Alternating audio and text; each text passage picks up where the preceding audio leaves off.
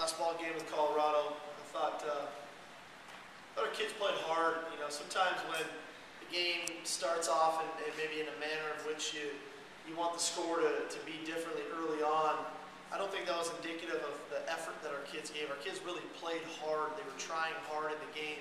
We just missed some real key opportunities early in the ball game. Obviously, the fumble inside the 5-yard line. There's a second down pass and another sequence where Keith and Austin are just not quite on the same page. And then we ultimately boink the field goal off the upright. But our defense continued to play hard, create turnovers. Thought we were sound on special teams. And then the offense found its rhythm and got going. Keith really played nicely in the second half. I thought Bishop continued to run well. It was good to see Kendall Taylor do what he did. The offensive line, it's unfortunate that we had 2 sacks, one of which I think Keith will take, and the other which we get beat on. But outside of that, I thought they continued to come together. It's nice to see Jadon Mickens again step up. But again, defensively, I think the story of the day was really eliminating their stuff on first down, doing a great job on third down, and then ultimately creating the 5 turnovers. And the play by Kevin Smith was better on video than I thought it was in person. I didn't realize he flipped into the stands, landed, and then celebrated in the stands as he found out we got the ball. So all in all, it was a nice win for us. We're pumped about this week. Obviously, as you guys well know, I love the pageantry of college football, the excitement that surrounds college football, and anytime you get these in-state rivalry games at the end of the year, that's what college football is all about. So to be part of my 4th Apple Cup and for our guys is an honor to the great players and teams that have played before us. We are embracing it fully. Couldn't be more excited about the opportunity. I think we're on a unique stage on Friday at 12:30, the day after Thanksgiving, with a national audience to let the rest of the country see how great this game can be. And this is a game where you throw out records, you throw out stats. You realize the emotion that takes over in rivalry games from 18 to 22-year-old young men. And it's important to corral that emotion and push it in a positive direction so that you can ultimately go out and execute at a high level. Questions? Do you address the team this week with you? Obviously, they know you're playing a 2-win team. Do you talk to them about that? The records don't matter. This is Washington versus Washington State. Records haven't mattered. They won't next year, the year after, the year after. This is households are divided. We have a young coach on our staff whose sister goes to school at Washington State. So that's just the way it is. I've got a coach on my staff who graduated from Washington State. So records don't matter. This game is about pride and emotion and the pageantry of college football, and our guys understand that. You mentioned that the records don't matter. Are you surprised, though, that some of the struggles that Washington State has, knowing who they were kind of bringing back and all the change that they had? I don't really know. I don't know as far as what the expectation level was for them or is for them or not. I know that they play hard. I think that when you look at the film, their kids are playing hard, they're trying, but they're in a transition year. I understand that. Tell you what, Rick, if you win to go to Eaton Bourne, Bill approved win totals every year. How much have you grown as a head coach back in 2009 and now? Can you just talk about it? Well, I think I've had some teachable moments for myself. We touch on teachable moments for our team, but I think I've had some for myself as well. And you try to learn from them, the positive ones and the ones that don't turn out so great. And I'm thankful and grateful to Scott Woodward and the University of Washington for continually giving me this opportunity, because I think our program has steadily improved and we've had incremental progress year in and year out. I think we've got a roster that is exciting for the future of our program.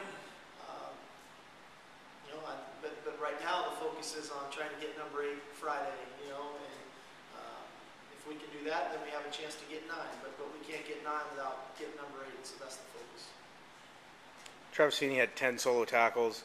Can you just talk about his progress from a safety kid moving over and not even having the shoulder issues to not even being able to practice? Travis has had a tremendous, really, second half of the season. We knew potentially what he could be. At 6'4", 215, a 4'4" guy. He's got all the attributes you want. He loves to tackle. That transition's not easy, and he made it and has steadily gotten better and better and better as the year's gone on. I think the same can be said. You can almost put him in the same breath with Shaq Thompson, and I think they've been a real key to our defense and our ability to mature as a defense here in the second half of the season and what we're doing. They provide us so much athleticism on the field that they can shrink the field for offenses because they can close and cover so much ground from the linebacker position. And you add that in with John Timu, who's a great athlete there as well. We've got three very athletic linebackers that can cover a lot of space that maybe we haven't had in the past, that have minimized maybe some of the bigger plays. And I know we had some rough ball games early in the year defensively with some of the spread teams, but I'd like to think as we move forward with that type of athleticism at linebacker, that won't be the case so much anymore. Your pass defense numbers in particular really kind of stand out. What are, and those guys are probably a key part of that, but what else do you think? I think True has been a big part of that. I know he didn't play last week versus Colorado, but Desmond has been such a great leader back there. We've put him on so many islands against some really good players that has allowed us to roll coverages in different directions. I think Sean Parker's really improved. I think Marcus Peters from game 1 till now has made great strides. Greg Ducre. So I think in general we're just playing better as a group. We're understanding our schemes. We're communicating much better than we were earlier in the year, and that's the sign of good coaching, but also coachable players and guys that are listening and being attentive and working on the little things week in and week out to get better. And that's the one. Washington State, their pass offense is kind of known for that. Right. Your matchup of your pass defense against that. It's going to be obviously a big challenge for us. Coach Leach and what he does with his offense and spreading the field and throwing the ball is going to be key for us to communicate really well so that we understand what we're doing coverage-wise, understand our leverages and who's playing with what leverage and where our help is, and then ultimately trying to get to the quarterback. If you let him sit back there, either of them, if you let them sit back there and be comfortable in the pocket and throwing the ball, they'll start to dice you up, and they dice you up quickly to get yards and chunks. And so we're going to have to mix some things up from a coverage standpoint, but also trying to get after the quarterback. Steve, when you play against a team offensively that's so lopsided, I mean, they just really have a preponderance to throw the ball a lot. How does that kind of fundamentally change the kind of philosophy behind the game plan? Does that make you, doubly vigilant against maybe the bigger, big gash runs and these are, and again, this is the kind of game you come out and they'll probably run it the first 6 plays of the game or something, and we'll be in, dime defense. But that's just the way these kind of games go. But you're always hesitant to give it up the chunks in whatever the opposite is. You can look at the analogy of playing like an Air Force, a team that runs the ball, and then they play action pass and they hit you for 60 for a touchdown. So for us, we have to defend the pass, obviously, in their ability to throw the ball, but we can't just neglect the run. We still have to be disciplined in our gap integrity so that when they do run it, we can be effective at stopping it. Because you're so athletic as a linebacker, have you guys been able to stay in your base package a little bit more than you have in the past? Yeah, we have. It's been good to us. We're allowed to play a little bit more man-to-man with those 2 guys, that, covering tight ends and backs and even slot receivers. And in turn, I think that keeps our base blitz packages on the field as well. And we're seeing that out of Travis Feeney. We saw it again last week with his ability to pressure the quarterback blitzing from the linebacker position. So it's been good to us that way. We still go to some of our nickel stuff, which has been good as well, with Ducre coming in the slot and getting some few more speed rushers on the field. But all in all, our base defense is something that is pretty well versed to play against anything. And how flexible has Justin been with kind of what he wants his base defense to be to fit guys like Travis and Shaq who come on? It's a real tribute to Justin, our defensive staff, to get what he wants to get done to fit our personnel and vice versa, to put players in position to do the things they do well, and having the patience to maybe hold back on some of the stuff that he'd really like to do, but maybe we're not fit to do yet from a physical standpoint, personnel standpoint. So, but they've done a great job, and they've really improved, and I'm proud of them. This wasn't an easy year for all of us, as we moved through it. We had some rough road games there along the way, but they persevered. They stuck to their guns with what we're good at and what we're capable of, and didn't panic and didn't scrap a defense and try to implement something new. They just kept teaching and motivating. In the end, we're playing pretty good. Just one second, what did you see out of Shane Brostek? I'm sorry, I couldn't hear you. Shane Brostek, Obviously a small sample size, but what do you see out of that? He tried hard. You know, the first game playing defensive line, a guy who was no lineman, but he provided us some good depth. I think hopefully we can see more of him there. Shane's a great kid. He's a blue-collar kid. Very, you know, I've always said even when he's on the offensive side, he had a defensive mentality. So I think he'll be good for us over there. It's just going to take him a little time. What would your, it sounds like the Mackey Award semifinals come out in a couple hours. What would your case to the community be for Austin? I think he's had a great year. I mean, I don't know exactly where his numbers are in comparison to the rest of the guys. I know the impact he's had for us offensively has been one that has been huge. You know, of our three-row go-to guys, Austin, Kaysen, and Bishop, Austin's had a huge role in that and has made some tremendous plays for us, big plays for us. I think his willingness to improve in the blocking game is evident. We're seeing him doing a better job of that. And his willingness to do what's best for the team by going over and playing on defense in some obvious passing downs and recovering a fumble in last week's ball game, I think speaks volumes for the type of individual that he is. So if there's three better tight ends in the country than Austin, I'd like to see them. I don't know. I know there's a couple pretty good ones in our conference, but I'd put 88 right up there with them all. Those guys in the secondary last year obviously had some rough moments last season, but it seems like you always thought a lot of those guys were good players, and, right. and with them all coming back this year, I mean, that could be a unit that would be a lot better this year. I've always been high on him. I think that the addition of not only Justin, but Keith Hayward, I think has had a great effect on our secondary. He's brought a real confidence and calming effect to them.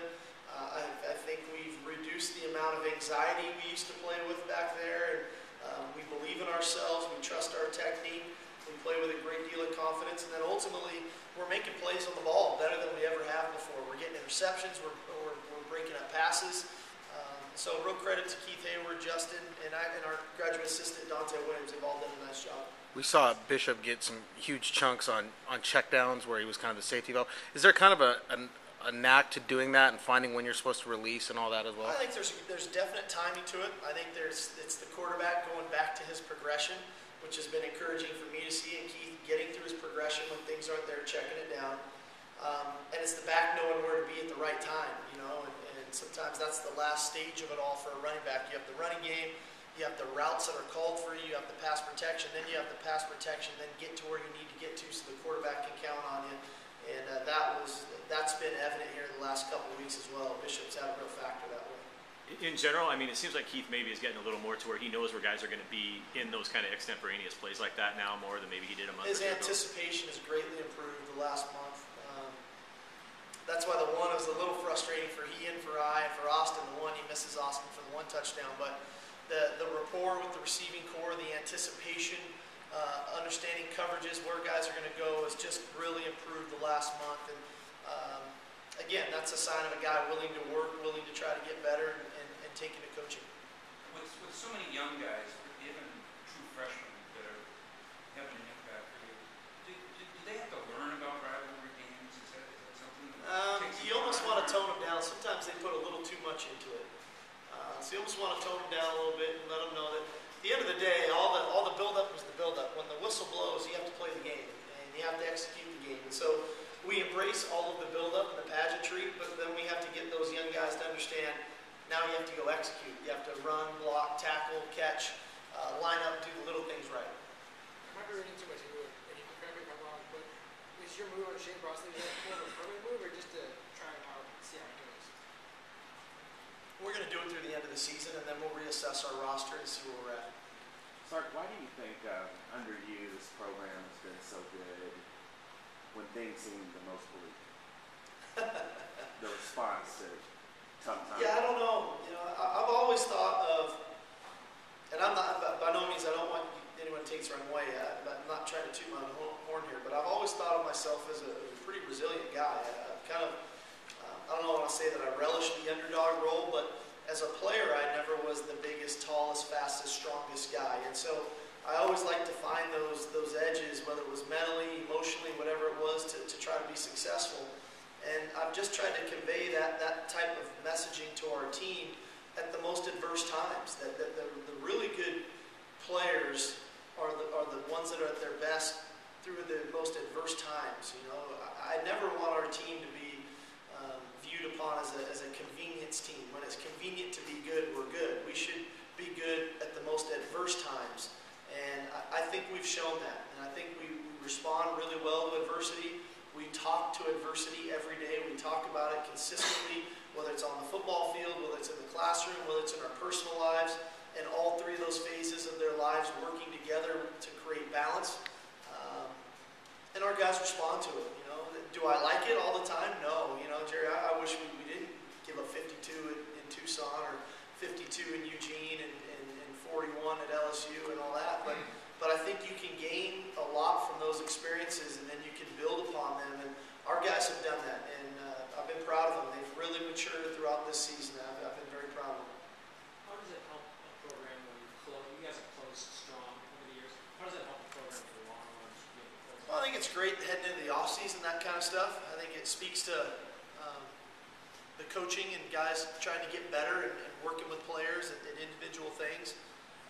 I'd like for us to start fast here one of these years, and close well and see we put it all together, and hopefully that's next year. But the end result is it's continually trying to motivate your kids. It's leadership stepping up. It's understanding how to win in November, whether it's through the elements of weather or on the road and things of that nature. So,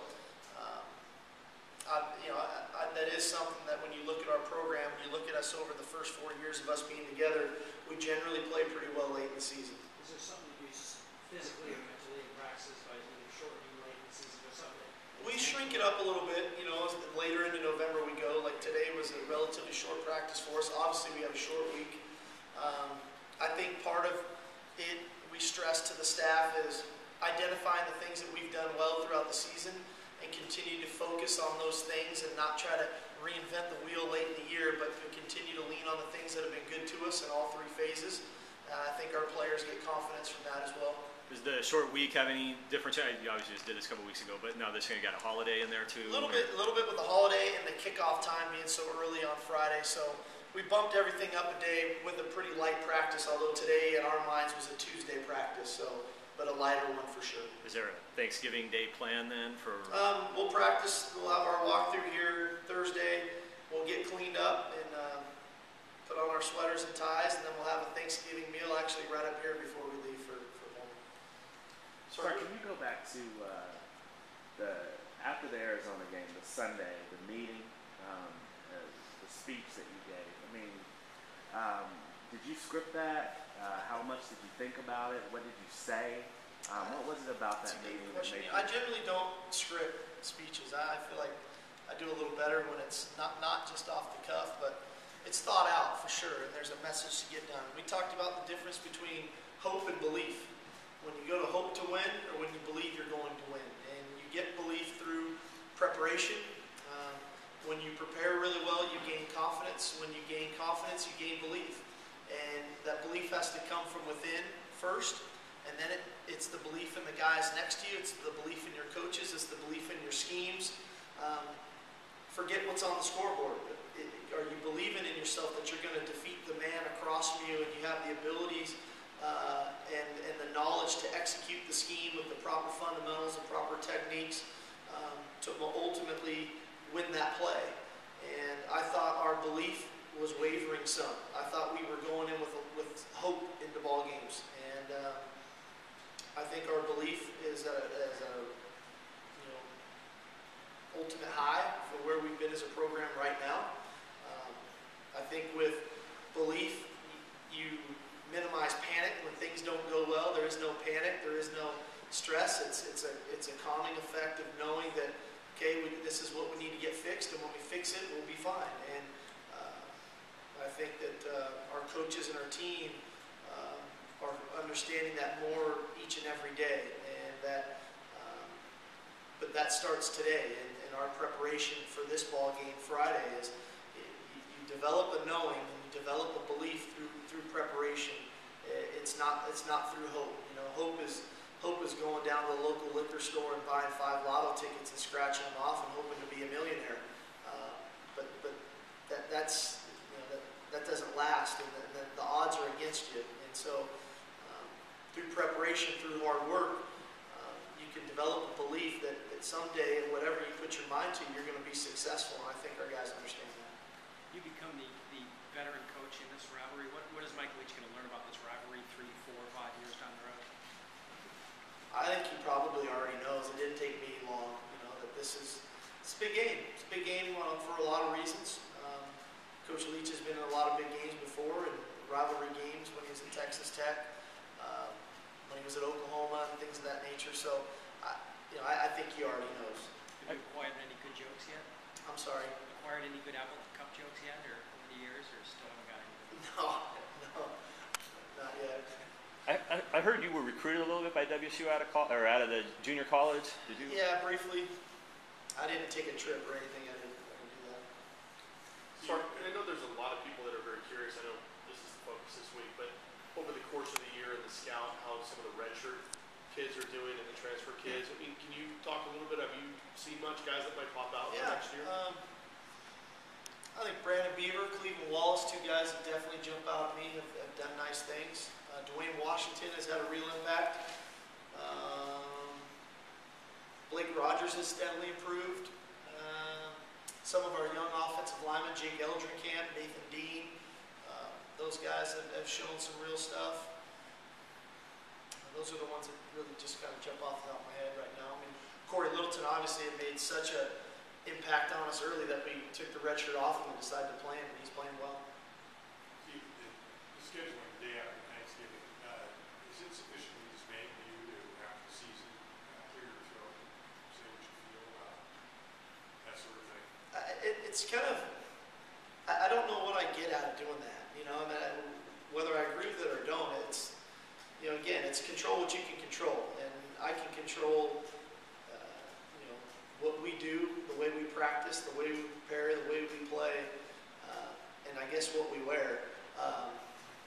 I can't control what time we play, where we play, who the officials are. I can't control that stuff. So I try not to waste too much time of my energy on that stuff. This is a tall enough task as it is that we have here to be worrying about that kind of stuff. Can you touch on some of the guys that have been in there? James Johnson, Cooper, James Johnson, and Mark. How are they coming along? They're all kind of moving along. They're doing their rehab. It's really early in the process. You're a football junkie. Did you get to watch any of the Oregon-Stanford game when you got Caught back? the very, very end of it. Obviously, great game. Two very good teams battling. I thought that the young kid for Stanford there with the touchdown pass in the fourth quarter was impressive. Stanford's defense, great college football game in a really tough conference. I say it week in and week out. In this conference, you better show up every Saturday or Friday or Thursday whenever they decide to tell us we're going to play. If you don't show up, you're going to get beat. And I don't know if that was Oregon's best game they played of the year, but Stanford played a clean football game, relatively clean game, and found a way to win late. Hey, Sark, at what point in the season did you kind of realize that you can trust this defense to maybe carry the torch a little bit? I think we got a pretty good feel for that against Stanford. Our ability in that game to play the way we played against that defense, against that offense, and against those tight ends and that back, to not give up a touchdown on defense, I thought was very impressive. They played good against find out San Diego State's a pretty good team now as the season's gone on. But I think the Stanford game gave me a real sense of, okay, right now we can lean on these guys until we get a couple guys healthy on offense and until we start to grow up on offense. It took us a little longer offensively to mature as some of the younger players on defense did. But the end result is they gained confidence by us playing that way. And by us running the football, maybe minimizing the number of snaps within the game, that our defense is on the field, and then them knowing that that we're going to lean on them. I think sometimes that's empowering, and they felt that, and they've really responded. I mean, the way they've been playing this last month of the season has been tremendous.